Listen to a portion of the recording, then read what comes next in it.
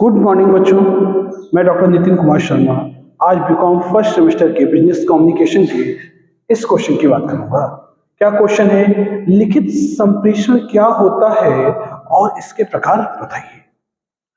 बच्चों, लिखित संप्रेषण यानी रिटन कम्युनिकेशन क्या होता है?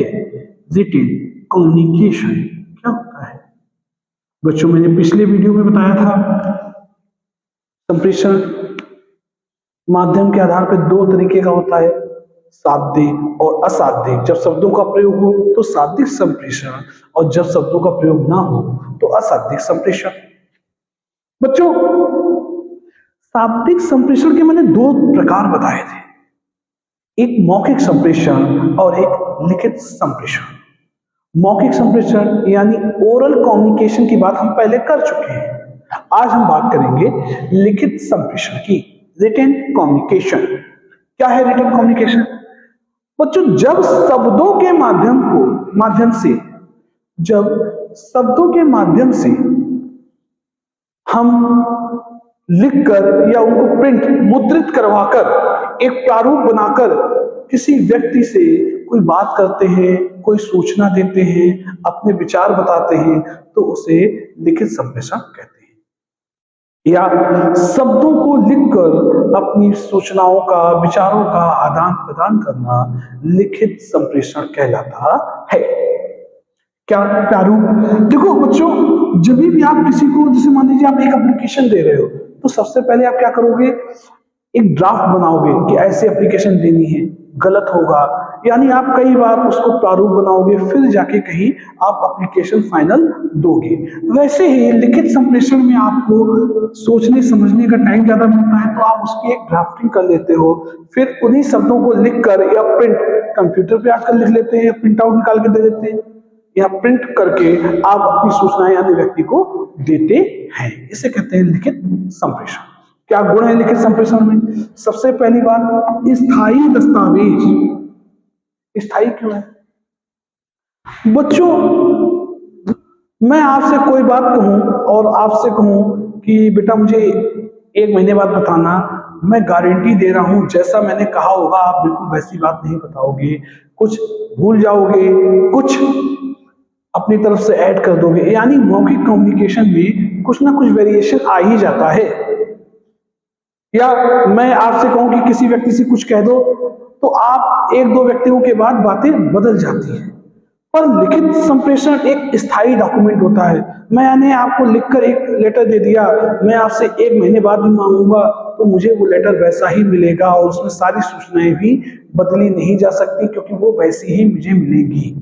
मेरी बात समझ में आ रही है? यानी अगर आपने किसी डॉक्यूमेंट में कुछ लिखकर मुझे सूचना दे दी है तो वो स्थायी दस्तावेज होगा। और एक कहावत है, लिखा एक बक्का 100 गवाह हो, और कोई व्यक्ति अपनी वसीयत लिख के चला गया हो तो उन 100 गवाह की नहीं मानी जाएगी, उस व्यक्ति के साइन और उसके लिखित वसीयत को माना जाएगा। यानी अगर आपने किसी को कुछ लिख के दे दिया तो वो कानूनी प्रपत्र बन जाएगा। न्यायालय में किसी भी बात विवाद के लिए आप उसे प्रदर्शित कर सकते हो। फिर सही और स्पष्ट, ऑब्वियस सी बात है बच्चों, जब ये बंदा कुछ लिखकर किसी को देता है तो वो सही और स्पष्ट होता है। उस बोलने में कुछ गलती हो सकती है पर लिखने में गलती नहीं हो सकती। मैंने ये पॉइंट लिखे हैं। कायदे में देखा जाए तो इस चैप्टर में ये 5 या 4 पेज का होगा, जो मैंने एक बोर्ड में लिख दिया, और मैंने जो भी चीजें यहाँ पे लिखी है वो पॉइंट वाइज लिखी है, यानी ये सही और स्पष्ट है। लिखित कम्युनिकेशन में दूरी निर्भर नहीं करती। अभी मैं यहां से कुछ बोलूंगा तो हो सकता है 100 मीटर वाले व्यक्ति को ना सुनाई दे, पर मैंने लिखकर अगर उसके पास भेज दिया तो उसे पता चल जाएगा कि मैं क्या कहना चाहता हूं। ऐसे ही अखबार में जो लिख के एक बार छप गया तो चाहे बंदा कश्मीर में पढ़े चाहे वो केरल में पढ़े, उसे सारी सूचनाएं एक जैसी प्राप्त होंगी। तो बच्चों, दूरी निर्भर नहीं करती है लिखित संप्रेषण में। असीमित व्यक्तियों तक पहुंच, हाँ बच्चों, लिखित सूचनाएं अनेकों व्यक्तियों व्यक्तियों तक जाती हैं और एक जैसी पहुंचती हैं, उसमें कोई भी वेरिएशन नहीं आता, कभी नहीं आता। एक व्यक्ति अखबार पढ़े, चाहे 10 व्यक्ति उसी अखबार को पढ़े, कोई वेरिएशन नहीं आएगा। है ना, बात समझ में आ रही? प्रभावी, हाँ, लिखित कम्युनिकेशन सबसे अधिक प्रभावी है। आप लिखकर किसी से कोई बात करो तो वो ऑथेंटिक होती है और वो बदली नहीं जा सकती, उसका प्रभाव ज्यादा होगा बजाय इसके कि आप बोलकर किसी से कुछ कह दो। फिर है व्यक्तिगत लिखित संप्रेषण, सामूहिक लिखित संप्रेषण।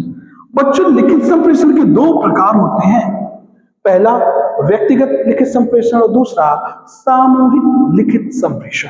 क्या सर? देखो, जब एक व्यक्ति किसी दूसरे व्यक्ति को लिखकर कुछ बताता है तो उसे व्यक्तिगत लिखित संप्रेषण कहते हैं, और जब एक व्यक्ति बहुत सारे लोगों को एक ही सूचना देना चाहता है, बहुत सारे लोगों को अपनी सूचना, अपने मनोभाव, विचारों से अवगत कराना चाहता है एक व्यक्ति, तो वो सामूहिक लिखित संप्रेषण में आता है। जैसे पत्र, आपने किसी एक व्यक्ति ने किसी दूसरे व्यक्ति को पत्र लिखा, कोई स्मरण पत्र या नोट लिख दिया, या किसी के प्रति किसी से शिकायत कर दी, या किसी को सुझाव दे दिया, इसी पत्र में प्रार्थना पत्र भी आ गया। यानी एक व्यक्ति जब किसी दूसरे व्यक्ति को कुछ लिख के दे तो उसे व्यक्तिगत लिखित संप्रेषण कहते हैं। और जब एक व्यक्ति या व्यक्तियों का समूह किसी अन्य व्यक्ति या व्यक्तियों के समूह को कोई सूचना देना चाहता है, जैसे नियमावली, रूल बुक, यूनिवर्सिटी की अपनी स्टूडेंट की एक रूल बुक है, सभी स्टूडेंट को उसको फॉलो करना चाहिए, तो वो सबके लिए है। अखबार, बुलेटिन, सूचना पट, आप कॉलेज में आते हैं तो वहां पर कोई नोटिस लगी मिलती है नोटिस बोर्ड पर, तो वो सभी बच्चों के लिए है। रिपोर्ट, आपका जब रिजल्ट आता है तो उसे क्या कहते हैं? Report card. हमने इसका एक पूरा चैप्टर पढ़ाया है। तो ये रिपोर्ट क्या है? ये रिपोर्ट भी सामूहिक लिखित कम्युनिकेशन है। गृह पत्रिकाएं यानी जो मैगजीन्स होती है, वो भी एक व्यक्ति के लिए तो नहीं होती है, बहुत सारे व्यक्तियों के लिए होती है। तो ये सब क्या है? सामूहिक लिखित कम्युनिकेशन। तो बच्चों, ये था मेरा लिखित संप्रेषण। Thank you so much.